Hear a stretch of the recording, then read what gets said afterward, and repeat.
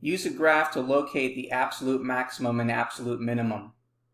There is a difference between locating the highest and lowest points on a graph in a region around an open interval, locally, and locating the highest and lowest points on the graph for the entire domain.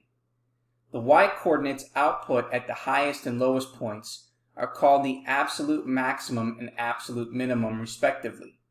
To locate absolute maxima and minima from a graph, we need to observe the graph to determine where the graph attains its highest and lowest points on a domain of the function. So let's see figure 13. So in figure 13, we can see that there is an absolute maximum. And that maximum is occurring at this particular point. And that absolute maximum goes all the way up to 2. So the output is 2 when the input x is 2. And then we have an absolute minimum, and that is at -2. So the absolute minimum is when x is 0 and the lowest point on that graph is -2, so therefore that's the absolute minimum. Now, not every function has an absolute maximum or minimum value.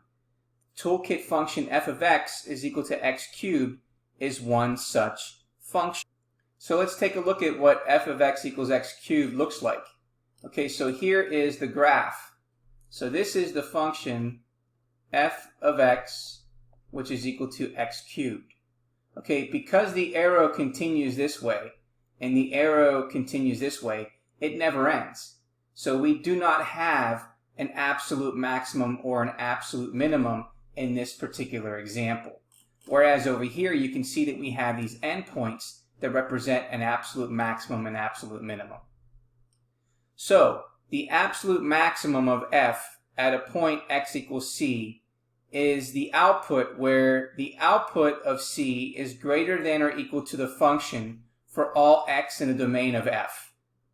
The absolute minimum of f at x equals d is the output of d, where the output of d is going to be less than or equal to the function for all x in a domain of f.